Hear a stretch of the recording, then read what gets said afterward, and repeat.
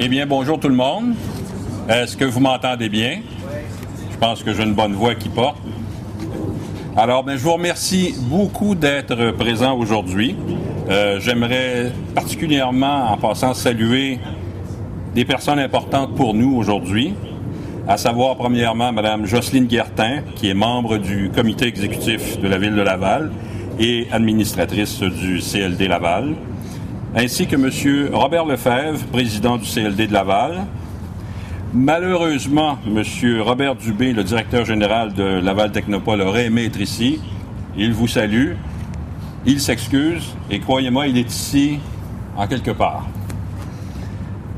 Madame, Monsieur, les autres, bonjour. Au nom de tous les partenaires associés à Logique Libre ainsi que ses dirigeants, il me fait grand plaisir d'animer le lancement de ce qui, à terme, sera la première communauté d'affaires en logiciel libre au Québec. Je dis bien la première et j'espère qu'il y en aura d'autres. Ça, c'est un vœu pieux. Logique Libre, c'est à la base une idée.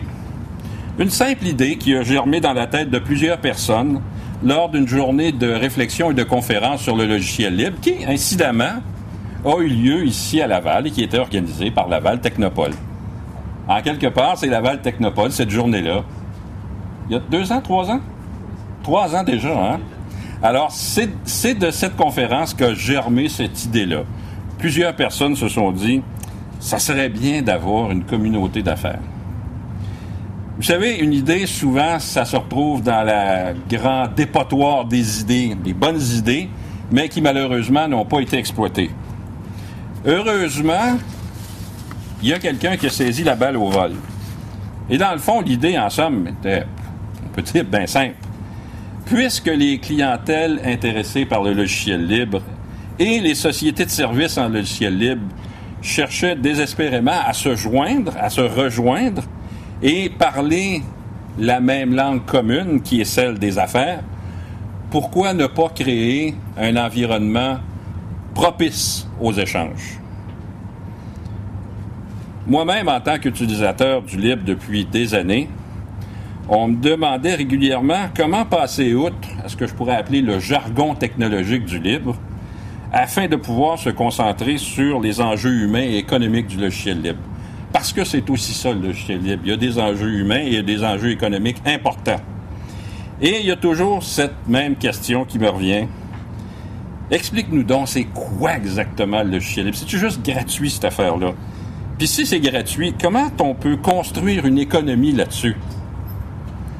Comment on peut construire une économie sur ce modèle de développement logiciel? Heureusement, mais heureusement pour nous, les premiers penseurs du libre, des Américains, avaient en eux aussi cette fibre entrepreneuriale. Et loin de vouloir décourager quiconque s'intéressait à l'économie du libre, au contraire, ceux-ci ont donné dès le départ tous les outils possibles aux développeurs afin qu'ils puissent s'exprimer et surtout créer des emplois et développer du savoir. C'est quoi le libre? Est-ce qu'il y en a qui se posent ici des questions à savoir c'est quoi le libre? Vous venez ici parce que, bon, il y a un bar intéressant, tout ça, il y a une faune intéressante aussi. Vous pouvez rencontrer Stéphane aussi, mais qu'est-ce que c'est le libre exactement? Et finalement, je cherchais ces temps-ci, puis je dis comment éviter le jargon? J'ai trouvé une espèce de métaphore. Je l'ai testé auprès de ma blonde. J'ai dit, blonde, écoute-moi. Dis-moi si ça a de l'allure. Elle dit, t'as pas d'allure. J'ai dit, fais rien, écoute-moi pareil. Et j'ai pris la métaphore de l'automobile. Tout le monde sait c'est quoi une automobile, tout le monde en conduit une, tout le monde rêve peut-être d'en avoir une, ou tout le monde veut s'en débarrasser d'une. C'est selon votre tendance ces temps-ci. Mais bref, l'automobile, ce qui est intéressant, ce qui est fascinant, c'est que depuis toujours, depuis son invention, l'automobile, c'est un logiciel libre. On connaissait la recette, un moteur à explosion, une transmission automatique ou manuelle. Il n'y avait rien de compliqué là-dedans. Il suffisait de suivre la recette, d'avoir les investissements, puis on pouvait faire une automobile. Une automobile, dans le fond, c'est du logiciel libre. Mais récemment, le propriétaire s'est mêlé à ça. Vous voulez savoir comment? Avez-vous remarqué ces temps-ci que les automobiles deviennent de plus en plus avides d'électronique? Il y a des puces partout là-dedans. Et là, soudainement, les grands constructeurs se sont trouvés une façon de concentrer tout le pouvoir entre leurs mains. Avant, vous vous en souvenez, l'automobile, encore là, c'est un modèle libre. Vous aviez donc, tout comme le logiciel libre, le choix de faire vous-même votre changement d'huile, de changer un moteur de lave-glace, des essuie-glaces. Vous pouvez faire votre mécanique vous-même. Vous pouviez aller voir qui vous vouliez, le petit garage du coin, pas juste le concessionnaire qui vous avait vendu l'auto. Donc, vous étiez libre de faire ce que vous voulez. Vous pouviez l'améliorer vous-même, vous pouviez aller voir qui vous voulez ou votre concessionnaire. Récemment, les fabricants, c'est ça. L'électronique partout, des connecteurs spécialisés qui vous permettent uniquement aux machines faites par le fabricant de pouvoir savoir ce qui se passe dans le moteur. Écoutez, on a même vu des clés électroniques uniquement disponibles chez le fabricant qui se vendaient 1 000 $. La clé, là, vous perdez votre clé, là, c'est 1 000 $. C'est un peu ça aussi le modèle propriétaire. Soudainement, vous êtes barré. Bref, c'est un peu ça, le libre. Eh bien, croyez-moi, aujourd'hui, avec le lancement de Logique Libre, je suis probablement le gars le plus heureux du monde. Ça fait depuis des années qu'il y en a plusieurs ici d'entre vous qu'on n'arrête pas de dire. C'est un modèle économique intéressant qui peut très bien travailler main dans la main avec le propriétaire.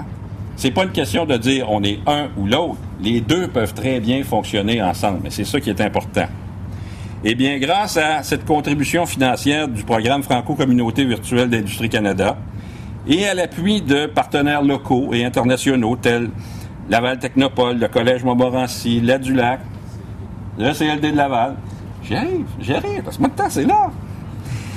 Alors, l'Association des professionnels en développement économique de Laval, merci, activement soutenue par le CLD de Laval, eh bien, tous ces gens-là ont réussi enfin à concrétiser ce qui était à la base juste une bonne idée. Eh bien, que tous en soient remerciés. Maintenant, l'outil est là. C'est une matière souple. C'est à nous de décider qu'est-ce qu'on va en faire. C'est aux gens d'affaires de s'en emparer et de se l'approprier. Merci beaucoup.